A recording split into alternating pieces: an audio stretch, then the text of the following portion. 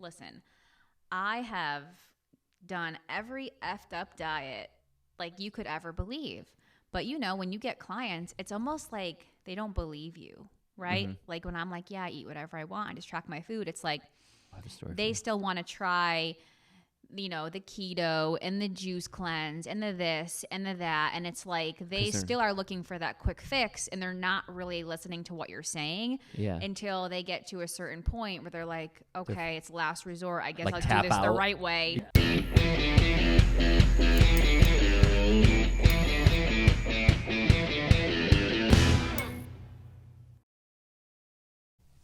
Sweet. Are we recording?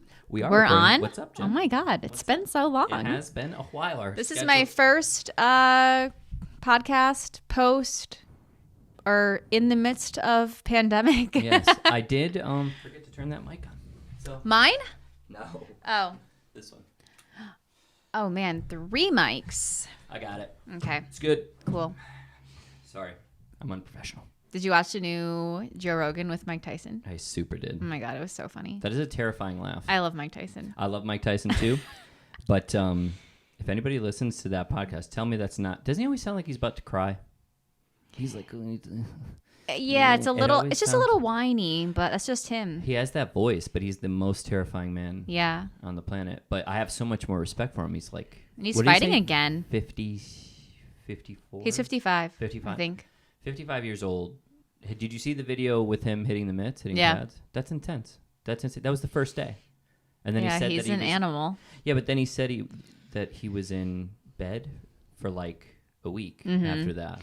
Well, he was telling the story about how is he married his wife? Yeah. Or she's like, yeah, you should like just get back into doing something. And he was only supposed to go for like, an hour once or twice a week. And now he's like full on like going to do a fight again. Well, when he says he's fighting Roy Jones, it's not just a fight again. It's like the fight. It's like the biggest fight.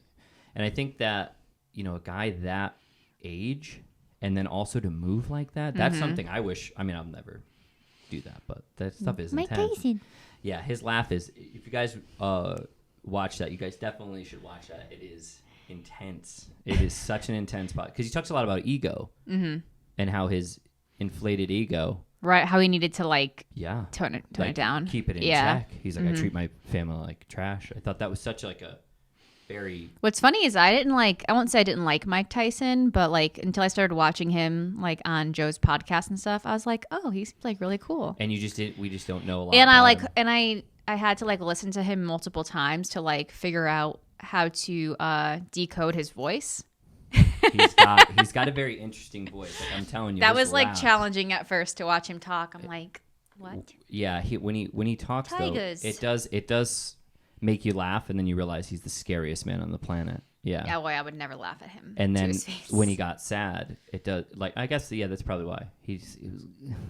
Yeah. Yeah, you're like, and you can hear his note, like him breathing a lot in the mic. It was a little Bill Cosby-esque, the whine. Oh yeah, I was really, whoa, tone it down. Whoa, Cosby. So Jen, you've been killing it. Killing it. You've been doing awesome, and I've been trying. I see it. So I was thinking about why we would have you obviously here. It makes more sense because you are here all the time, all the damn time. How long have we been working together? We talked about it the other day. Was it like yes, 5 years this July. 5 years I've been working with you, or you've been working with, or we've been working with each other together for 5 years. Does it seem longer or shorter to you? I feel like it seems shorter. I feel like it was like a blink, and it's like here we are. Yeah. Yeah, and we were talking because we've been interviewing people too, and yeah, that has been a nightmare. It's still a fucking nightmare. It's so bad. But here's why though. When people hear us say that it's been a nightmare, to find a career, a legitimate trainer, and I did it out before we had those interviews. So I've worked with over 50 trainers, over 50, 4 of which, including you, are still in the industry and actually doing it for. It's insane. And then, so I only know 3 that are not here that do it as a career. So it's like so crazy. So I guess. And I pretty much know the 3 that you're talking about. Yeah. So what are you doing different, or what are we doing different that most people or most places or more other people aren't doing? Well, we talked about this. What we're doing different is, we get all these people in for interviews, or the people we've worked with in the past, and they think they like fitness and they like fitness for themselves, but me and you could definitely have different career paths, right? And we just talked about this last week, but we would not be happy doing anything else. Yes. And that's the difference is, you and myself would rather work harder to do something that we actually love and believe in than we could both quit today and go have, comfortable 9-to-5 jobs. But that's not what I want. That's not what you want. And nobody wants to put in the time and effort to build a clientele, to really like eat, sleep, breathe this profession. And I think that's why it's so hard. I agree. It's like, but the reason why it's hard is because the beginning is so tough. Right. It's like, so if the beginning was the tough part, it's like, why is it that we see so few? And I think it's because so many of them won't go through that tough part. Well, it's crazy because the beginning is the tough part, but that's when you should be so like fired up and like passionate about like, oh my God, like I can't wait to start this career. This is like what I love. This is what I want to do. And it makes that first couple of years bearable, at least for me. Yeah. I always talk about how when I got my first client, I was here 6 days a week for 1 hour in the morning, 6:30 a.m. to 7:30 a.m. And that's all I did. Yeah. So, I mean, if you can't commit to that, to like say you have a client, I mean, like that was the best feeling ever. Oh my God, I got my first client. Yeah, I remember. And these kids can't even do that? Yeah. You're weak, bro. Well, you're weak. I definitely feel that it is a tough career choice for sure. But to see, because we have a similar that I had a client, and I'm not one-upping you. I swear to God, I'm not. He was for a half hour, and it was 3 days a week. And I would actually go in and it would be like a cardio session, and I would go in, and I had that for like, what was it, like 2 months, 3 months, so where I was going in at 5:30 in the morning. Yeah, but you loved it. Oh no, just like I did, and that's the difference. It's like if you're not willing to put up with that, like you should just be excited to work at all. Yeah, and if you think about it, he was also a ginger man, so I'm just surrounded by gingers. Got me started. It's true. So I think that's why it's so hard. Is just that's the difference. And we've worked with people who have loved working out for themselves, but maybe need more structure or wanted a 9-to-5, wanted to be told what to do, where we're the opposite, right? We're more creative, don't want to be told what to do, want to make our own schedules. And I'm not going to go to a job and be told to do, what I have to do every single day, obviously within parameters, but you know what I mean? Clocking in, clocking out, Is it the procrastination? You think you kind of check that, as if you're going to do this as a career? I think so. Because for you, like when I first met you, it that's not how you started. Like you started with me that way or here that way.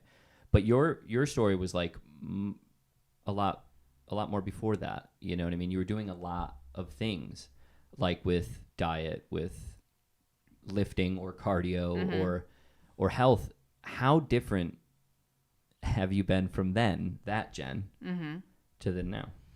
What, when I wanted to be skinny Jen to like now Jen? yeah, I guess you could say. Well, I think that as you go through transformation or you go through like learning and schooling and stuff, your ideas and your values definitely change. Bring this closer, right here. Sorry, guys, it's been a while since I podcasted. Go on.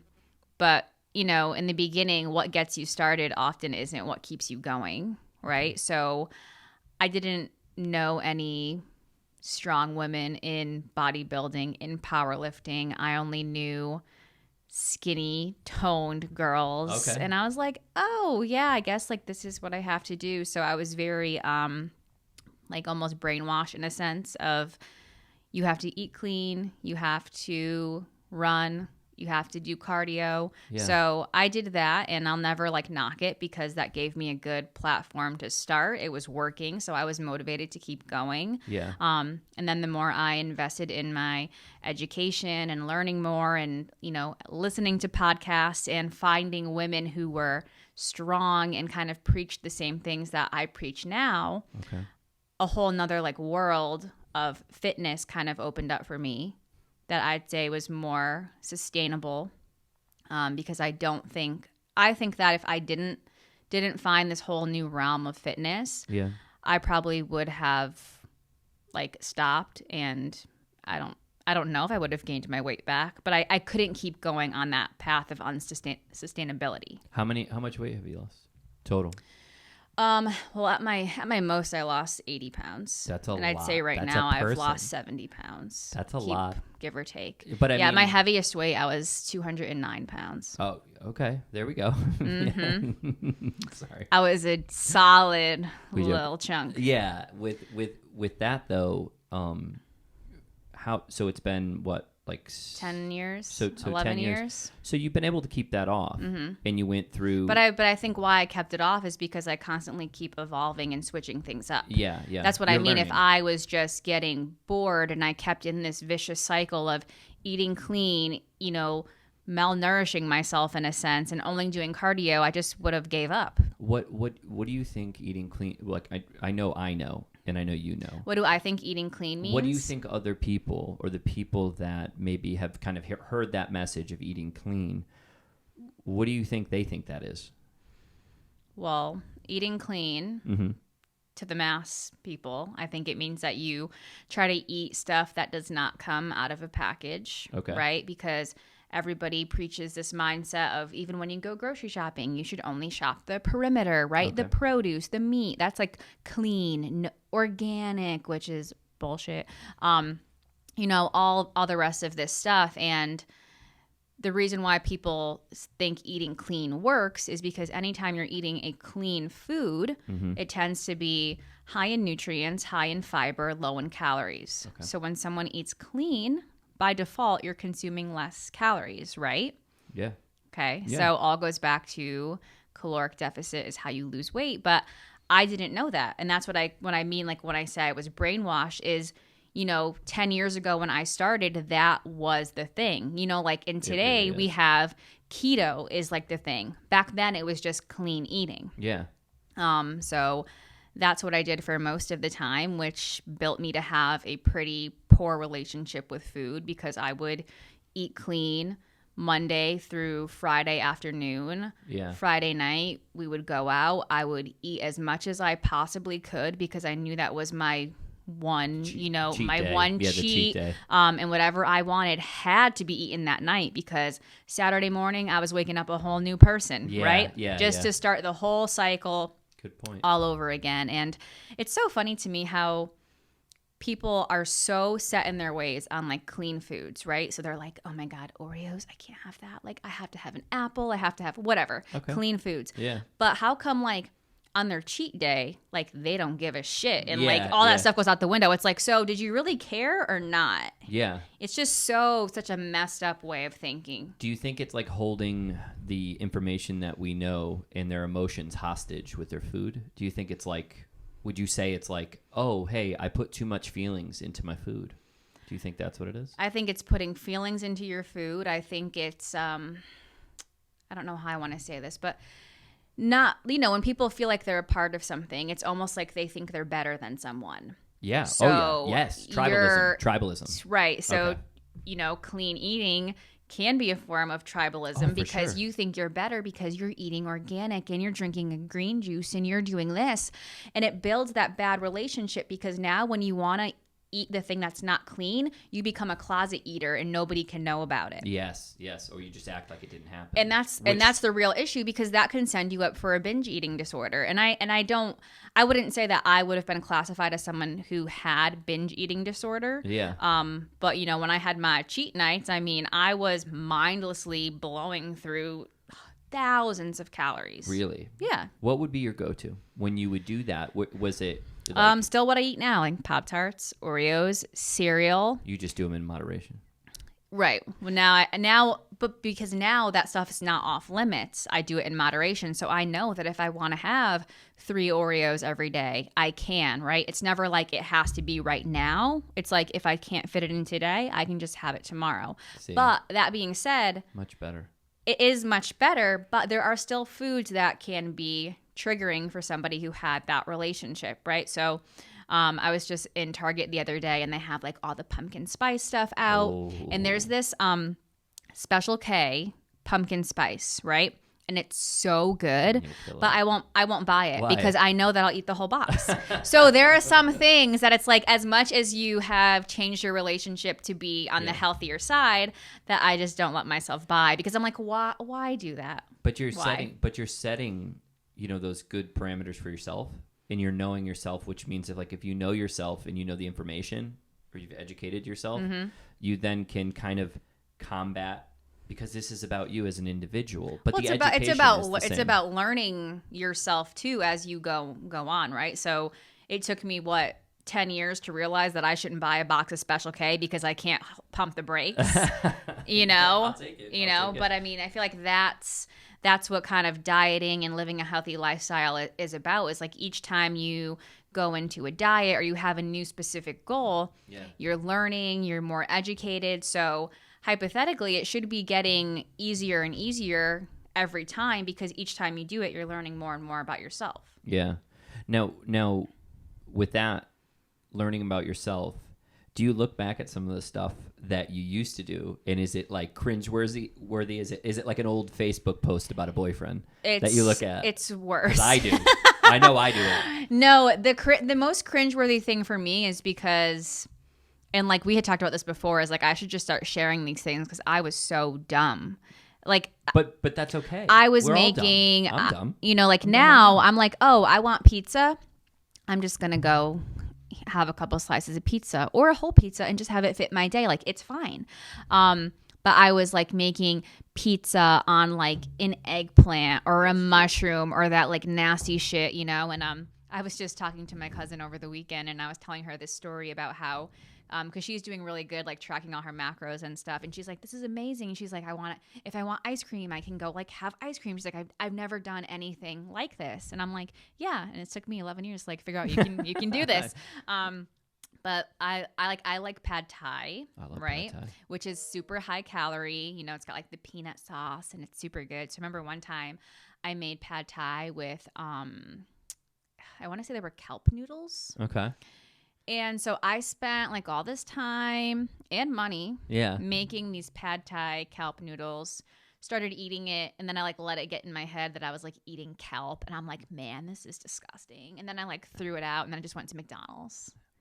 Because you went the because I went so extreme, where it's like, if you have a craving, you should just honor that craving. Oh man. Make it fit your day and move on. And even if you can't eat the whole bowl of pad thai, eat half. But I got to that point. I let myself get to that point where like I just didn't care. I'm like, this is so disgusting. I'm just gonna go eat what I want. And that was always my like struggle, is that I would try to like suppress what I wanted, restrict what I wanted, so that there's got to be, I know there is a study on it, but I don't know the percentage of how much willpower humans actually have in a given day. Oh yeah, I've seen studies. I can't say them right now. I would just keep doing that until eventually I would crack, and all bets were off. And then binge.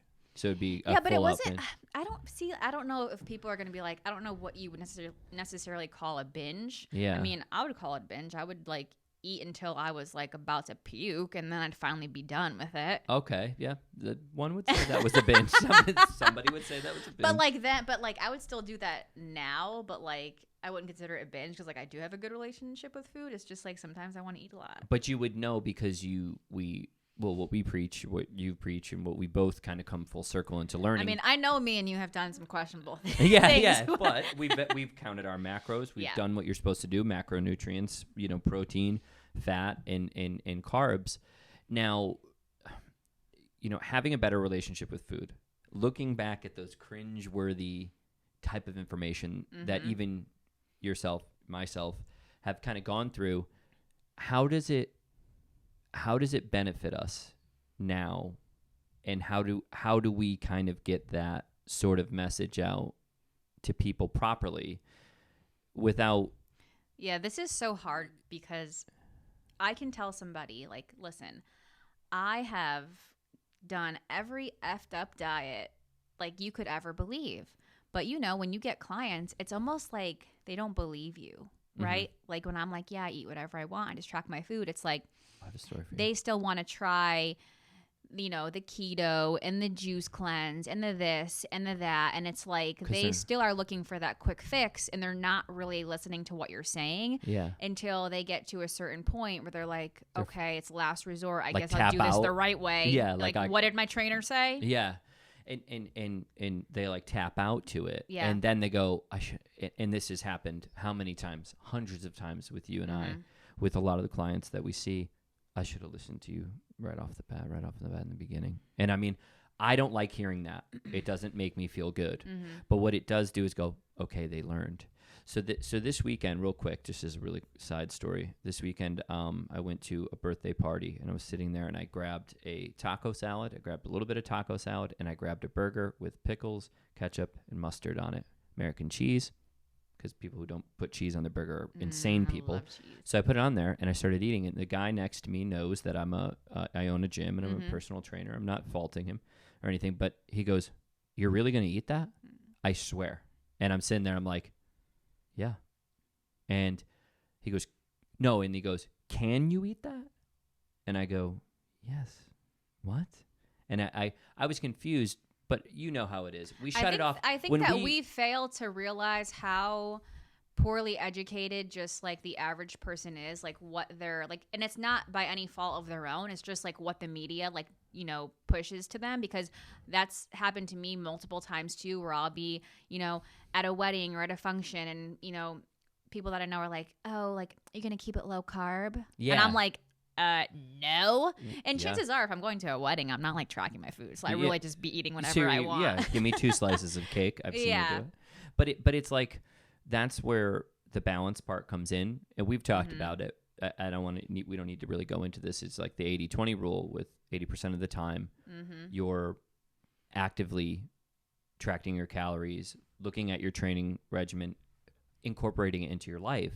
And the 20% is the going out to the bar, going to the wedding, having the cake, going out having fun with your friends without sitting there, you know, oh, I got to track my food. And that's okay. But it's because of that 80-20 rule, it's like, which keeps you, generally speaking, so a healthy individual. Why is the 80-20 rule so hard? Because it's not the 2 slices of pizza and the 2 White Claws that get you in trouble. It's not the 1 pumpkin muffin, right? Yeah. How come we can't stop at that one? Why does that make us want to be like, oh, we messed this up, let's keep messing it up, and let's self-sabotage ourselves? Yeah. Because that's when you stop making progress, because now it's not 80-20, now it's 50-50, and you're dead center. Yeah. Oh, you're just going to stay right. and that's what chaos. I did when I was eating clean with the cheat meal, right? Is so say if I was averaging 1,200 calories a day when I was eating clean, that one night, the cheat, the binge, whatever, brought my calories up from 1,200 a day to 2,000 a day. Yeah. And I was just maintaining. Yeah. But I was busting my ass Monday through Friday, wondering why, oh my God, I'm only eating 1,200 calories. This isn't working. Yeah. Is my metabolism broken? Yeah. Okay. Yeah. Well, because once again, you put feelings, not fact, into food. And I think that's it's really important, and it's something that we really practice, and I practice in my everyday life. You practice in my everyday life. I mean, although I do for me personally, you know, we talk about this all the time, I do take a whole foods approach, clean foods, but I incorporate those as counting my calories and macros. Right. So then that way, the other day when I ordered Wendy's and get 2 Dave's Classics or specials, I add that in, and I don't feel like I did anything wrong or I gained weight. Yeah, and that's the thing. I mean, I don't want it to seem like I'm like anti-eating like nutrient-dense foods. People can blow it up however shit they want. But I mean, we do the same thing. It's like, you know, I hit my fiber goal, and let's be real, if you're only eating Wendy's and Pop-Tarts and Oreos, you're not going to hit a fiber goal, right? Yeah. So that's very important to prioritize. But like you said, it's like knowing that if you can have the Wendy's, if you know, or if you want it, you can have it. Yes, it's not like it's off limits, because once you say it's off limits, you want it more. Then you start having those episodes of binging, restricting, and you're just like falling into that cycle again. I mean, like I'll order probably like once a week. Like I'll order maybe, and then there's times where it's like twice or three. And I'm like, all right, I got to take it easy, regardless if I tracked my calories or my macros, because I'm still sitting there going, well, now I feel bloated and I feel like shit. I'm not sitting there saying that food is the best of quality, right? And I don't think anybody is, but it's not going to make you fat, and I think that's what's it's important. Also nice that you're giving, whether it's yourself or the client, it's like they're in the driver's seat to make that decision. So like you said, it's like, all right, I could go and have Chipotle right now, but is that going to be worth me getting a stomach ache, me retaining a lot of water, but it's not off limits. It's like I could go, so it feels a lot better. Now you and I have talked obviously a lot about diet, training, all those things. We've talked a lot about it today. When do you stop dieting, and when is it okay to say that you're just training yourself as for a lifestyle? Like, what's the difference? Like, and what do you practice, and what do you tell your clients about? Yeah, and I think this is probably one of the most confusing things in a weight loss journey, and something that's not really talked about in the media, right? Because losing weight is the sexy thing. That's like appealing. That's what sells the programs. That's what sells this. And when you're in a maintenance phase, I feel like people find you boring, right? Because they're like, oh, you're just going to stay the same.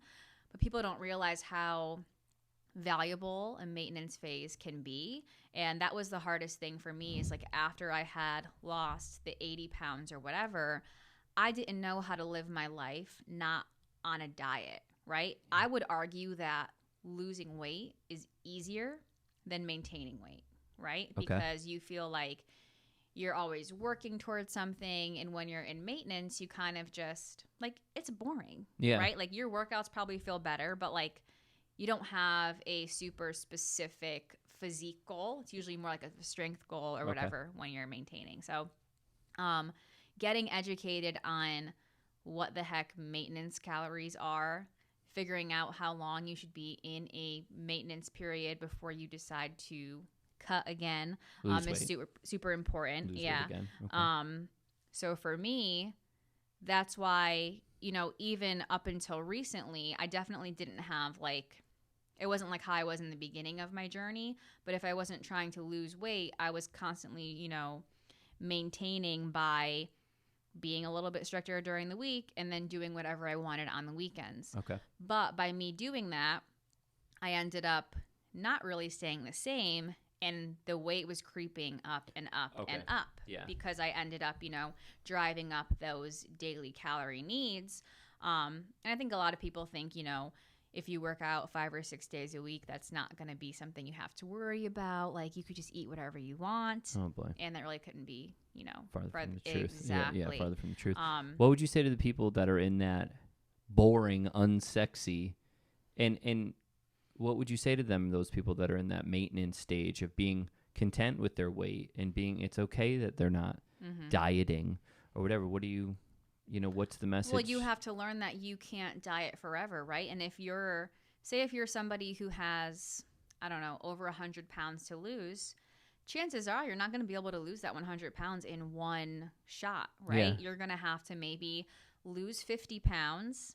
You're going to, have your metabolism adapt to a lower calorie range, and you're going to need to go back to your maintenance calories for X amount of time for a little bit to give your hormones a chance to recover before you can do it again. People don't realize that it's not just so you can eat more and whatever. It's it's a lot mentally, but a lot for your biofeedback, right? Like when you diet, it's your sleep sucks, you're tired, your hormones are awful, you don't know if you're hungry or if you're just craving things.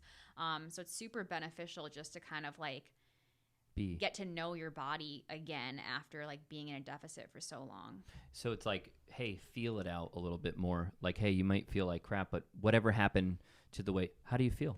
Do you feel good? When you're in maintenance, your tracking doesn't go to the wayside. That's what people mess up on, right? They're like, oh, well, I got to my goal, I'm just going to maintain. Well, how do you know that you're going to maintain if you stop tracking your food? Okay. Okay. Right? No, it's true. I agree.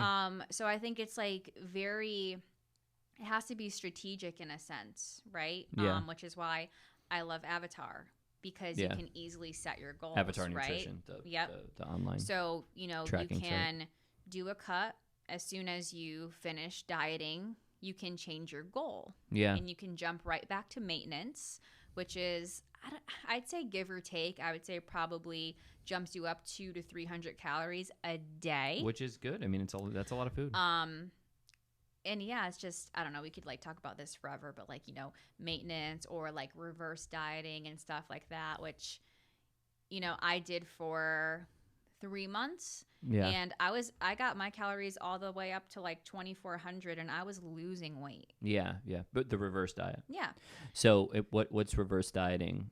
Because So- a lot of people aren't going to know. Yep. So a reverse diet. So the idea of after you diet, right? It's not that your metabolism gets slower, but as you cut calories from your day, your metabolism starts to adapt, right? Because your body is very smart and needs to work very efficiently. So it knows that if you're only going to feed it 1,600 calories, it has to get really good at running off of 1,600 calories. Okay. So through the whole span of you being in a calorie deficit and a fat loss phase, you're probably going to stop losing weight at 1,600 and need to go lower and lower. Yeah. So what you do when you kind of like hit the wall, really are like, hey, I cannot eat any less than this. I'm feeling miserable. It's making it like impossible to stick to my plan. That's a good idea to start a reverse diet. So what a reverse diet is you slowly increase your calories, right? And I'm talking like 20 calories to 30 calories a week. Okay. And the idea is that by doing it so slowly, you're giving your metabolism a chance to actually utilize and adapt the extra food. Okay. And like I had just said, when I was reverse dieting, I was losing weight because I was technically still in a deficit, probably. Okay. Yeah. A larger deficit Right. than And so before. with the extra food, I just had more energy. My workouts felt better. So I wasn't really putting on any weight. And eventually you will hit a point where you do get up to your maintenance. You start to. But sometimes you need to like take a step back and realize, hey, if I need to gain 5 pounds in a reverse diet to be able to live with better quality of life and, maintain my weight on 2,500 calories, wouldn't you sacrifice 5 pounds for that? Well, that's what I'm saying. Yeah, it makes more. To me, it makes sense. You know. And what I mean? now, if you, gained your 5 pounds, you can maintain your weight on 2,500 calories. Now, the next time you decide that maybe before summer you want to do another fat loss phase, you'll be able to lose weight on like 2,300 calories. How nice is that going to be? It'll be really nice because then you don't feel like you're starving yourself. Exactly. And I mean, we talk about this all the time here. Eat as much food as possible while losing weight. And that's such a hard concept for people to understand. Mm-hmm. It's not about not eating all these crazy foods. It's just, what if I told you, eat as many calories as you can while losing weight? You want to that lose should be your weight goal. That on should be your goal. The highest amount of calories For that sure. you possibly can. It's because people think that if they slash their calories down to 14, 13, 12, whatever, they're like, oh, well, maybe now I'll lose like 4 pounds a week. But it doesn't work like that. I mean, they're probably still only going to lose like 1 pound to 1.5 pounds a week. And you're just damaging your metabolism every time you do that because you're conditioning it to live off of lower calories. And conditioning your mental status to respond to, hey, when I'm eating the least amount, that's the healthiest, that's the best for me, which is dangerous. It's dangerous. It's a dangerous message. And, I'm glad, like I said, I was excited to have you talk about this because I know you're so passionate about it. Yeah, I think that everything that you do just has to be very strategic. And I mean, it's no surprise that I would say I probably put on like 15 pounds in 2 years. Yeah. Which we could argue that maybe 5 pounds was muscle, but I definitely put on body fat as well. Yeah, but that's fine. I mean, it's more about, Right. So I was like, I deadlifted my 315. Yeah. I did a lot of strength PRs while I was doing it. But I was getting to the point where I was like, all right, not really feeling comfortable and athletic anymore. Yeah. And for me, that's just whenever I kind of get near the 160s, I'm like, all right, this is like my time to do something. This is where you don't feel as comfortable exactly. in your body, which is knowing your body, which is partially what we're talking about. Mm-hmm. So to end this, you get, we're going to start doing it. So you're going to be the first one to do it. Okay. So you get 2 minutes. You get to talk about what you feel like is important message to all the people. So I'm going to turn my mic off and just leave it to you, and you can shut out the show. Cool. All right, let me shut mine off. All right, so the message I want to leave you guys with is that you are what you do most of the time, not some of the time, okay? So don't do what I used to do. I used to not enjoy birthday parties, holidays, family functions because I thought that I had to be held to this strict way of eating. I can remember going to Thanksgiving dinner, bringing my own pumpkin pie, bringing my own cranberry sauce because I couldn't have any added sugar, okay? So my message to you would be, even if you are in a fat loss phase, losing weight, and you have these specific goals, you need to enjoy your life because you are what you do most of the time, not some of the time. So you should never be dieting on your birthday. You should never go to a holiday function and not have a piece of cake because we preach, living a balanced lifestyle and needing to enjoy your quality of life. So that one day, even if we're talking holidays and birthdays or whatever, that probably adds up to maybe 10 to 15 days out of 365. So don't let that stress you guys out. So when someone asks me, what should I do for my birthday? I'm going out for this. I'm like, eat what you want. Don't let common sense go out the window. There's still a way to be smart about the choices you're making, but you need to enjoy your life and realize that you're what you do most of the time, not some of the time. So go eat the cake. Yeah, Sully. Tell them. Tell the world. Mic check. Sorry. Live sculpted.